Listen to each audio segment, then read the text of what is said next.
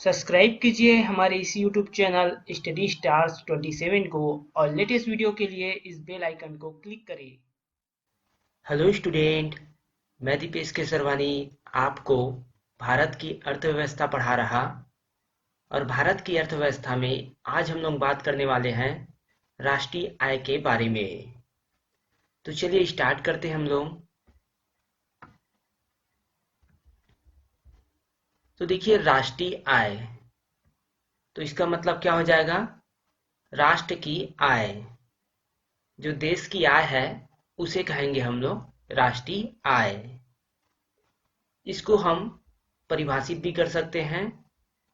देखिए इसकी परिभाषा, किसी अर्थव्यवस्था द्वारा एक वर्ष की अवधि में उत्पादित अंतिम वस्तुओं और सेवाओं के शुद्ध मूल्य के योग को राष्ट्रीय आय कहते हैं। तो किसी अर्थव्यवस्था, तो मान लीजिए भारत की अर्थव्यवस्था की बात करते हैं हम लोग। तो भारत की अर्थव्यवस्था में एक वर्ष की अवधि में, एक वर्ष की अवधि या फिर कोई निश्चित समय तक जो उत्पादित अंतिम वस्तु है, उत्पादित अंतिम वस्तु कहने का मतलब जो आपका फाइनल प्रोडक्ट है। जैसे कि एक बिस्किट जो है जब बन के तैयार होता है और वो जब जाकर दुकान में बिकने लग जाता है तो वो होता है फाइनल प्रोडक्ट। बिस्किट क्या हो जाता है? अंतिम वस्तु हो जाता है। और सेवाओं की बात करें तो यातायात की सुविधा, संचार की सुविधा, शिक्षा की सुविधा इत्यादि सुविधा जो प्राप्त होती है वो सभी सेवाएं होती हैं। और इनके जो शुद्ध मूल्य होते हैं उनके योग को राष्ट्रीय आय कहते हैं। तो इन सभी से जो शुद्ध मूल्य प्राप्त होता है, जो धन प्राप्त होता है, वो देश का राष्ट्रीय आय कहलाता है। आगे देखिए आप इसी के बारे में।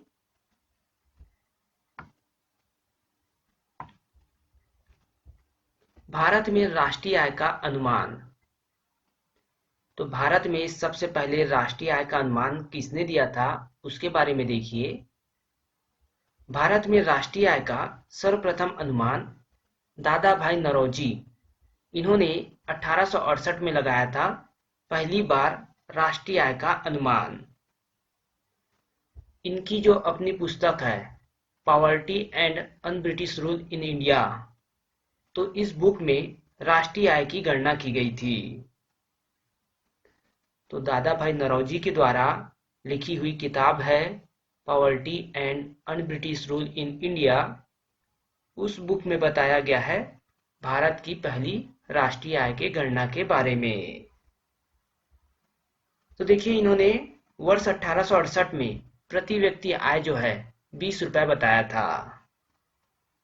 महत्वपूर्ण है, 20 रुपए बताया था दादा भाई नौरोजी ने अपने किताब में भारत की राष्ट्रीय आय को। और कौन सा वर्ष था?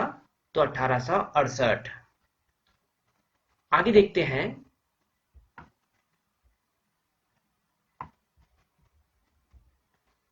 स्वतंत्रता के बाद भारत सरकार ने राष्ट्रीय आय का अनुमान लगाने के लिए 4 अगस्त 1949 को राष्ट्रीय आय समिति का गठन किया, जिसके अध्यक्ष थे पीसी महालनोबिस।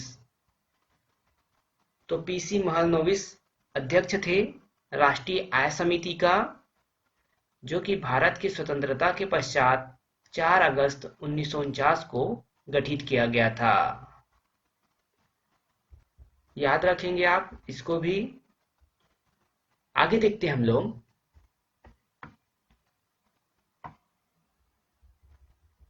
तो देखिए राष्ट्रीय आय को प्रदर्शित करने का तरीका क्या है। तो 4 तरीका है राष्ट्रीय आय को प्रदर्शित करने का। पहला, सकल घरेलू उत्पाद, जिसे आप जीडीपी कहते हैं। दूसरा, सकल राष्ट्रीय उत्पाद, जिसे जीएनपी कहा जाता है। तीसरा, शुद्ध घरेलू उत्पाद, जिसे एनडीपी कहा जाता है। और चौथा है शुद्ध राष्ट्रीय उत्पाद, जिसे एनएनपी कहा जाता है। तो इन चारों को हम समझते हैं जो कि राष्ट्रीय आय को प्रदर्शित करने का तरीका है। चलिए देखिए,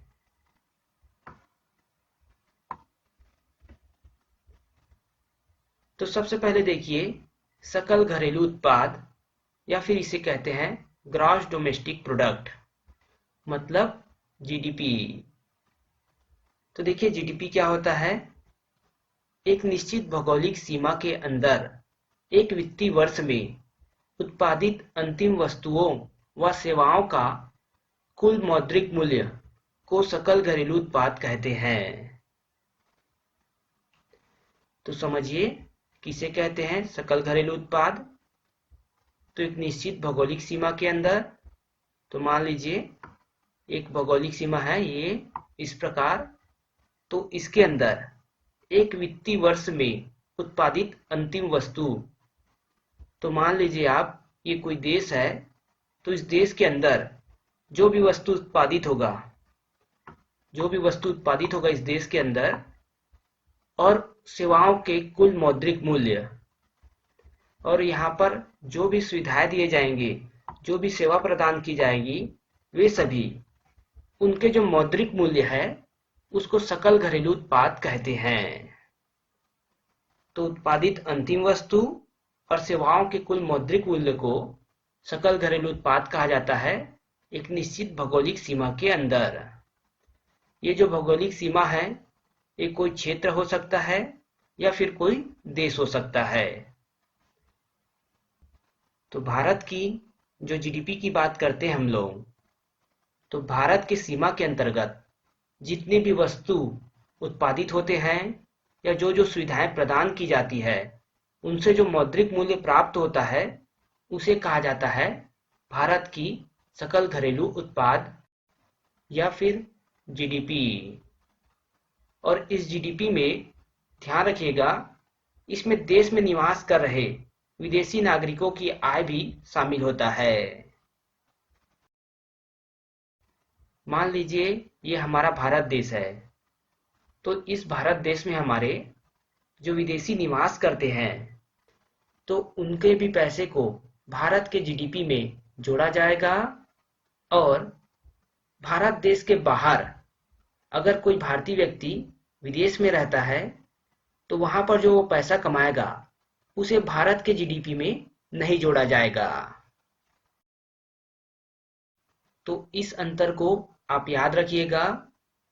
जीडीपी में भारत में निवास करने वाले सभी व्यक्ति, चाहे वो भारतीय हो या फिर विदेशी हो, उनके द्वारा जो उत्पादित अंतिम वस्तु है और सेवाएं हैं, उनके कुल मौद्रिक मूल्य जो है सकल घरेलू उत्पाद के अंतर्गत आ जाएंगे। तो इस अंतर को आप याद रखिएगा। आगे देखते हैं हम लोग। देखिए यहाँ पर वही लिखा हुआ है, लेकिन देश के नागरिक जो विदेश में निवास कर रहे हैं उनका आय इसमें शामिल नहीं होता। तो जीडीपी में उनका आय शामिल नहीं होता। यहाँ पर जो भौगोलिक सीमा के अंतर्गत जो भी रह रहे हैं उन्हीं का आय शामिल होगा। आगे देखते हैं हम लोग।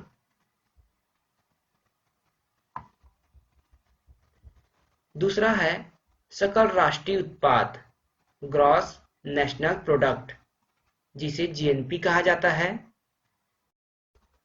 तो देखिए एक वित्तीय वर्ष में किसी देश के नागरिकों के द्वारा उत्पादित समस्त अंतिम वस्तुओं और सेवाओं के कुल मौद्रिक मूल्य को सकल राष्ट्रीय उत्पाद कहते हैं। तो सकल राष्ट्रीय उत्पाद कहा जाता है एक देश के नागरिकों के द्वारा उत्पादित अंतिम वस्तु और सेवाओं को। इसमें सिर्फ इतना अंतर है कि इसमें देश के नागरिक होते हैं। मान लीजिए भारत का कोई नागरिक है और वो जाकर विदेश में पैसा कमाता है, तो उसे भारत के राष्ट्रीय उत्पाद में, जो सकल राष्ट्रीय उत्पाद है, ग्रॉस नेशनल प्रोडक्ट जो जीएनपी है, उसमें जोड़ा जाएगा। भारत में जो निवास करते हैं भारतीय नागरिक, उनका आय जोड़ा जाएगा। साथ में विदेश में जो भारतीय नागरिक निवास करते हैं उनका भी आय जोड़ा जाएगा सकल राष्ट्रीय उत्पाद में। लेकिन इसमें एक चीज याद रखना है आपको, इसमें जो विदेशी लोग हैं जो भारत में निवास करते हैं उनका आय नहीं जोड़ा जाएगा जीएनपी में। इसको आप इस प्रकार समझ सकते हैं, जीएनपी बराबर जो जीडीपी है भारत की जीडीपी, उसमें भारतीयों द्वारा विदेशों में अर्जित आय उसको जोड़ दिया जाएगा और माइनस किया जाएगा विदेशियों द्वारा भारत में अर्जित आय, तो इसे माइनस कर दिया जाएगा। बहुत ही सिंपल है जीडीपी और जीएनपी को समझना। दोनों में क्या अंतर है आपने अच्छे से देख लिया। अब आगे देखिए,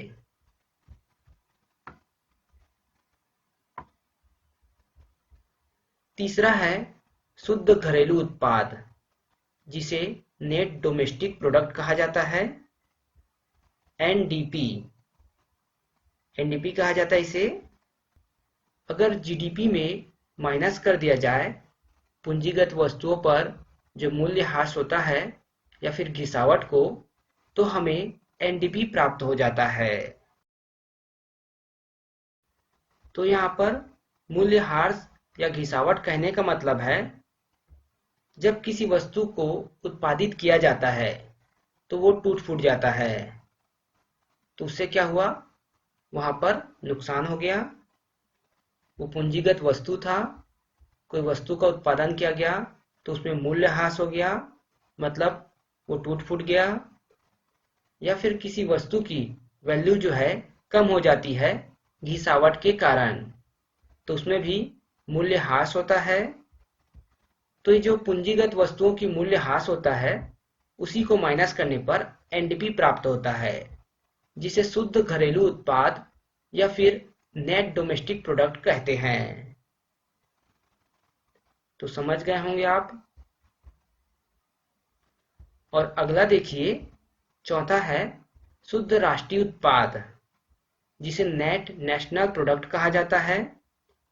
इसमें जीएनपी में माइनस किया जाता है पूंजीगत वस्तुओं पर ह्रास या फिर घिसावट को। एनएनपी में क्या माइनस कर दिया जाता है, पूंजीगत वस्तुओं पर ह्रास या फिर घिसावट को, तो यहां से एनएनपी प्राप्त हो जाता है। आगे देखते हैं हम लोग,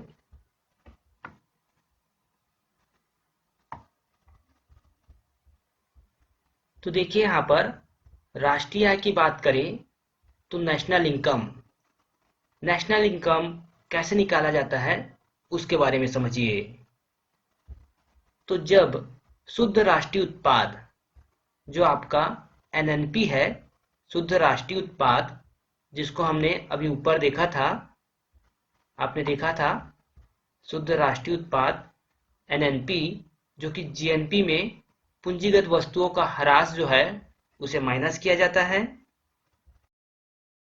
इसमें जो है तो शुद्ध राष्ट्रीय उत्पाद का मूल्यांकन जब साधन लागत के आधार पर किया जाता है तो उससे राष्ट्रीय आय प्राप्त होता है। तो सबसे बेस्ट तरीका है राष्ट्रीय आय निकालने का, जब एनएनपी का मूल्यांकन साधन लागत पर किया जाए। और साधन लागत मतलब जब आप किसी भी प्रोडक्ट पर जो निवेश करते हैं, जैसे कि एक पेन बनाना हो, तो एक पेन बनाने के लिए मटेरियल की आवश्यकता होगी, लेबर की आवश्यकता होगी, मशीन की आवश्यकता होगी, बहुत सारी चीजों की आवश्यकता होगी। तो उन सभी पर जो खर्च आएगा वो रहेगा साधन लागत। और इसी साधन लागत के आधार पर जब हम एनएनपी की गणना करते हैं तब हमें राष्ट्रीय आय प्राप्त होता है। सबसे बेस्ट तरीका है राष्ट्रीय आय प्राप्त करने का। दूसरा देखिए आप यहाँ पर, यदि राष्ट्रीय आय की गणना बाजार मूल्य पर की जाए तो बाजार मूल्य क्या हो जाएगा आपका, साधन लागत के साथ टैक्स भी लग जाएगा। तो बाजार मूल्य पर किया जाएगा, तब देखिए राष्ट्रीय आय बराबर क्या होगा, शुद्ध राष्ट्रीय उत्पाद जो एनएनपी है वो, उसमें अप्रत्यक्ष कर जो इनडायरेक्ट टैक्स लगता है उसे घटा दिया जाएगा और सब्सिडी को जोड़ दिया जाएगा, तब हमें प्राप्त होगा राष्ट्रीय आय। समझिएगा, मान लीजिए एक गैस सिलेंडर की कीमत है 700 रुपए। 700 रुपए एक गैस सिलेंडर की कीमत मान के चलते हैं, और उस पर इनडायरेक्ट टैक्स जो है 100 रुपए लगा दिया गया है, तो 700 प्लस 800 रुपए का हो गया। लेकिन सरकार ने सब्सिडी दे दी है 50 रुपए की, तो उसकी कीमत क्या हो गई, 750 रुपए। तो वो बाजार मूल्य पर जो राष्ट्रीय आय प्राप्त होगा वो क्या होगा, 750 रुपए। समझ गए होंगे आप इसको कि शुद्ध राष्ट्रीय उत्पाद में उसमें अप्रत्यक्ष कर को घटाना है और सब्सिडी को जोड़ देना है। सब्सिडी जो कि सामान्य तौर पर सरकार के द्वारा दिया जाता है। तो इस प्रकार गणना हो जाएगा राष्ट्रीय आय का। आगे देखिए,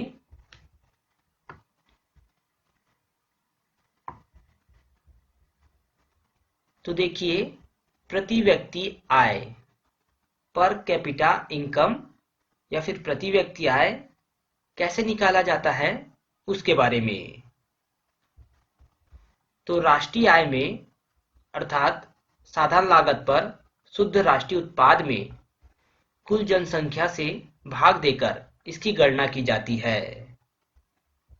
प्रति व्यक्ति आय की गणना राष्ट्रीय आय में कुल जनसंख्या से भाग देकर की जाती है। देखिए यहाँ पर प्रति व्यक्ति आय मतलब पीसीआई, पर कैपिटा इनकम, तो ये निकाला जाता है राष्ट्रीय आय में राष्ट्र की कुल जनसंख्या को भाग देकर। तो जो राष्ट्रीय आय है जिसे साधारण लागत पर शुद्ध राष्ट्रीय उत्पाद के मूल्यांकन से निकाला गया है, उस राष्ट्रीय आय में राष्ट्र की कुल जनसंख्या का भाग दिया जाता है, तब वहां पर प्रति व्यक्ति आय निकल जाता है। सकल घरेलू उत्पाद प्रति व्यक्ति आय का आधार वर्ष जो है 2004-05 से हटाकर अब 2011-12 किया गया है। तो पहले जो आधार वर्ष था वो 2004-05 था, लेकिन अभी जो आधार वर्ष है वो 2011-12 है। और ध्यान रखिएगा, आधार वर्ष उस वर्ष को बनाया जाता है जिस वर्ष में सभी चीज एक संतुलित रूप में हुआ हो। उस वर्ष में देखा जाता है कि देश में कहीं पर बाढ़ तो नहीं आया, किसी भी प्रकार का इकोनॉमिक क्राइसिस तो नहीं हुआ, या फिर अन्य घटना जो भारत की अर्थव्यवस्था को नुकसान पहुंचाता हो। इस प्रकार की कोई घटना घटित नहीं हुआ होता है, तब उस वर्ष को आधार वर्ष बनाया जाता है। तो 2011-12 जो है आधार वर्ष है प्रति व्यक्ति आय और सकल घरेलू उत्पाद को निकालने के लिए। तो इस वीडियो में हम लोग यहीं तक पढ़ते हैं, इससे आगे का हम लोग अगले वीडियो में देखेंगे।